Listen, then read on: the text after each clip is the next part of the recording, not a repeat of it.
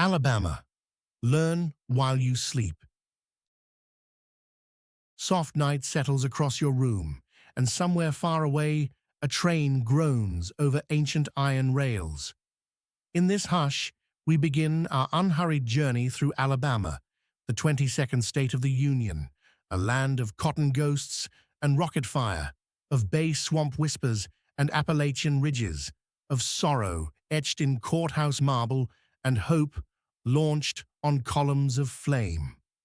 Long before any European flag fluttered over this humid soil, the peoples of the Muskogee Creek, the Choctaw, the Chickasaw, and the Cherokee-shaped river bottoms into maize gardens and traced family histories in the flight paths of wood ducks. 900 years ago, when Gothic cathedrals were first climbing into cold European skies, their artisans here were already heaping red clay into the precision-aligned pyramids we now call Moundville, moving, by hand, by woven basket, without wheel or mule, nearly 10 million cubic feet of earth just to honor moonrise. A millennium later, satellite lasers still find those mounds unbowed, their geometry holding steady against the tug of gravity, kudzu, and human forgetfulness. In the spring of 1519, Spanish mariner Alvarez de Pineda sketched the swirl of Mobile Bay on parchment that smelled of tar and salt. France planted Fort Louis in 1702. Britain snatched the Gulf in 1763, Spain slipped back in 1783, and by 1813, the Stars and Stripes finally stuck for good, or for now, after a century of colonial tug-of-war.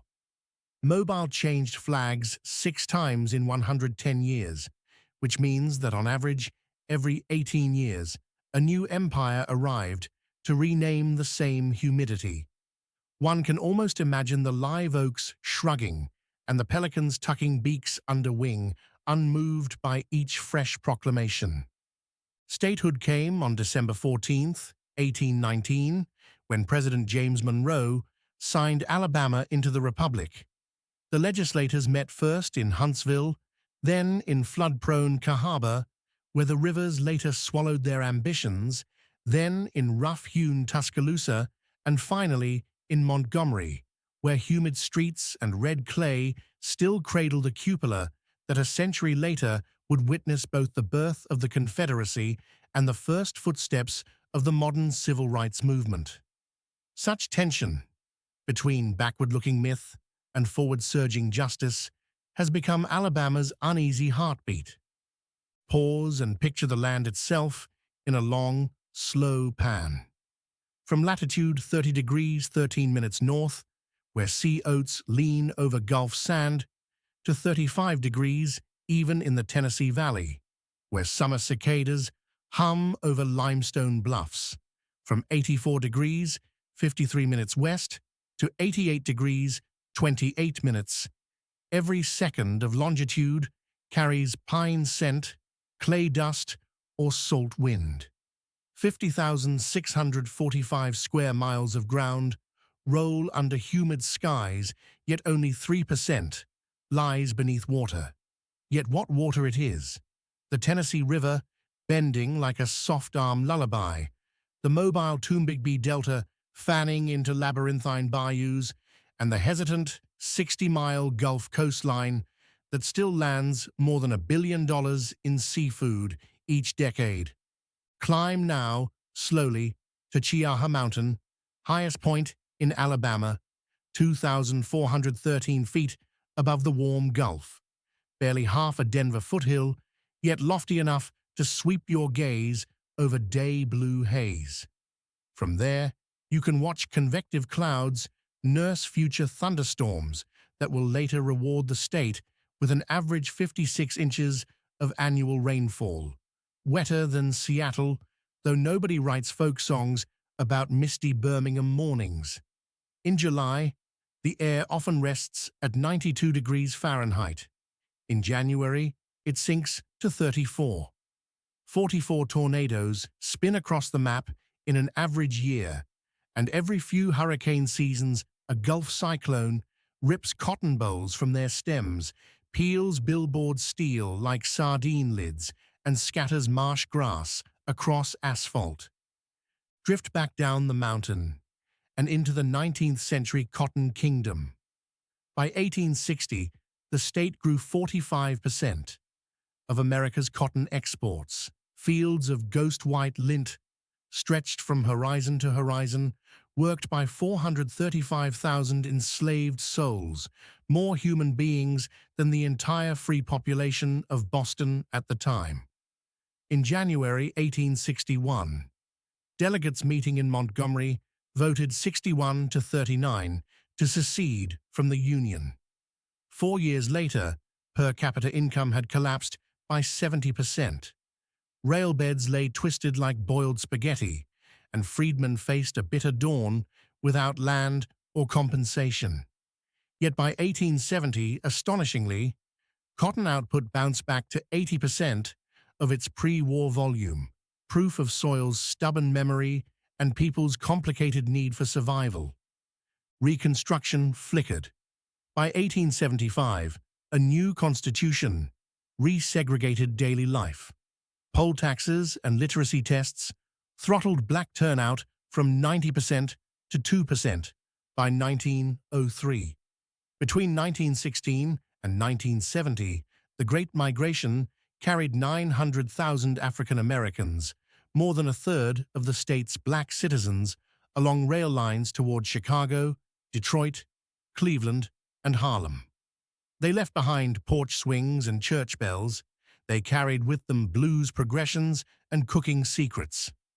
In the emptying counties of the Black Belt, an elderly farmer might stand in the middle of a dust road at dusk and listen to whip-poor wills asking where the next congregation would gather. While farms bled labor, iron seams and limestone veins sparked a new city. Birmingham rose almost overnight after 1871. Boosters called it the Magic City because its skyline grew faster than newsboys could memorize street names. By 1890, its furnaces glowed so hot that nighttime photographs looked like sunrise. A half-century later, a different furnace roared in Huntsville. On damp evenings in the early 1950s, German rocket scientist Werner von Braun stood beneath loblolly pines at Redstone Arsenal and imagined moon landings. 20 years later, Saturn V engines thundered over clay once tilled by mules. Alabama kept forging things. Mercedes opened an assembly line near Tuscaloosa. Honda settled in Lincoln, Hyundai in Montgomery, Mazda Toyota in Huntsville.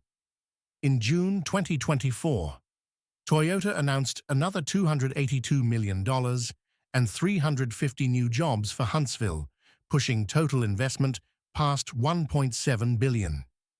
Aerospace payroll now tops 68,000 positions, and Airbus stacks A320neo fuselages beside the warm waters of Mobile Bay.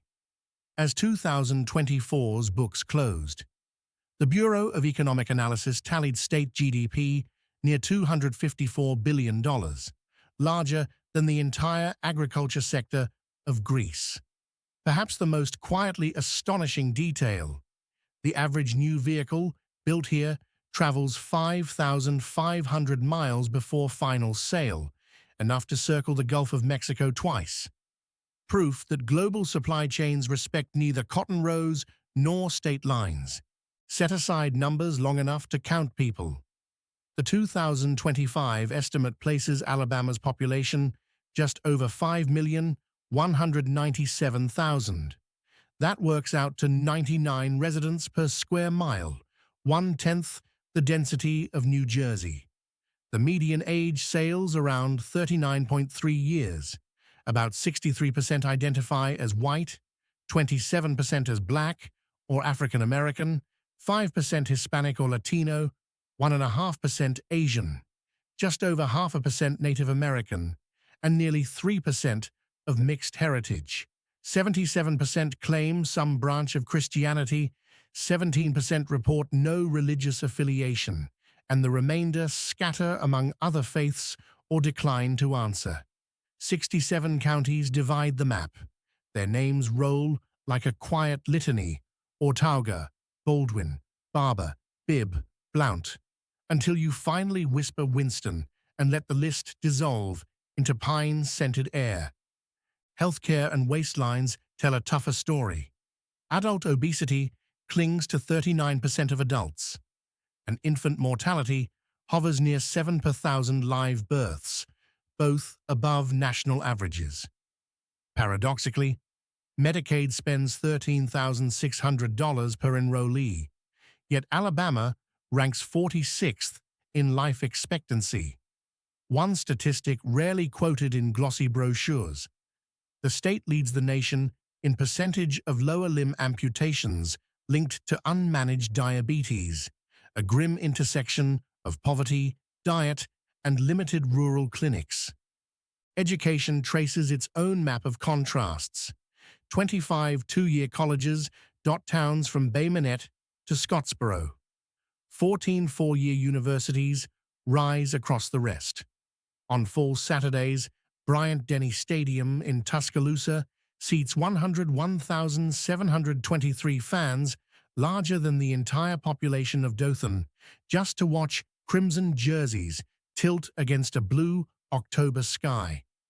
When the stadium empties, traffic crawls south toward cotton fields, now replaced by soybean stubble and solar farms. The natural world remains lavish. Alabama ranks second nationwide in freshwater biodiversity. More than 450 native fish species shimmer through blackwater creeks. 23 species of carnivorous plants lurk in damp pitcher-filled bogs. 7 of the 10 American turtle families plod through leaf litter under the same moon that once guided indigenous traders along the Memes Trail. Longleaf pine savannas wave in wind patterns memorialized by early aviators.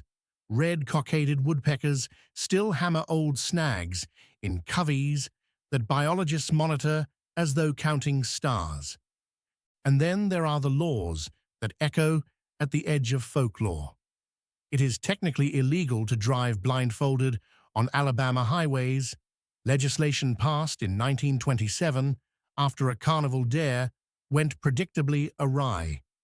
Salting railroad tracks can be prosecuted as a capital offense, an old-time attempt to keep stray cattle off the rails. In Mobile, the city fathers once made it unlawful to possess more than 1 quart of confetti, fearful perhaps of Mardi Gras excess. Somewhere, a deputy still measures paper flakes, though one suspects he does so with a bemused smile. Tax structures reveal oxymoronic quirks. The top bracket of state income tax begins at $3,001 of taxable income, the lowest threshold in America, yet combined state-local sales tax averages a national high of 9.25%. The 2019 constitutional amendment to tweak inauguration wording added 88 florid words resurrected from 1901, proving that verbosity enjoys bipartisan support. Speaking of verbosity, Alabama's Constitution is the longest governing document on Earth, 389,000 words, 5 times the King James Bible. Small wonder that even veteran attorneys keep pocket summaries. Economists, meanwhile, note that unemployment dipped to 2.3% in late 2024, the lowest since record-keeping began in 1976. Top export: passenger vehicles, $11.2 billion last year. Aerospace goods crossed a $3.1 billion threshold for the first time. Only Alabama can claim both a NASA rocket factory and an Airbus jetliner line within 300 miles of each other, a quiet handshake between Saturn heritage and transatlantic aerodynamics. Statistics can lull, yet occasionally they jolt. Consider this: Alabama's annual tornado density, when adjusted for square mileage, exceeds that of Kansas. Or this: Lionel Richie, born in Tuskegee, sold more copies of his 1983 album Can't Slow Down than every Muscle Shoals record pressed in the entire decade of the 1960s combined. And here's a softer surprise. The endangered Alabama sturgeon survives only in a 50-mile stretch of the lower Alabama River. Biologists tag each fish like a precious jewel, tracking heartbeats older than the first bar of the state song. Names drift through alabaster memory. Helen Keller, feeling the word water spill across her palm at Tuscumbia's Ivy Green Spring. Booker T. Washington opening Tuskegee Institute. Rosa Parks refusing to stand. Sun Ra composing cosmic jazz. Harper Lee sketching Finch and Radley. Hank Williams writing Heartbreak into Saturday Night Radio. Octavia Spencer lifting Oscars. Charles Barkley thundering dunks. Channing Tatum stepping onto silver screens. Each carries an Alabama zip code in neural ink, proof that red clay clings even when washed in Pacific tides. Our long night walk nears its end.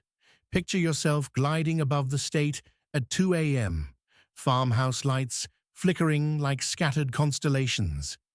Beneath you, cotton gins sleep, rocket welders dream of Mars. Pine beetles chew silently under bark, catfish drift beneath lily pads, and in a Birmingham hospital, a newborn cries her first syllable into warm air. Alabama is neither monolith nor myth. It is 5 million heartbeats strung between gulf and ridge, between past wound and future wager, between the slow hush of Spanish moss and the crack of a bat in a summer league ballpark. Let those heartbeats fade into your pillow. Numbers will keep counting themselves. Cotton seeds, steel rivets, turtle hatchlings, torque values on a brand new V6, long after the screen slips to black and your breathing steadies into dreams. Rest now, traveler. The sweet home hum endures.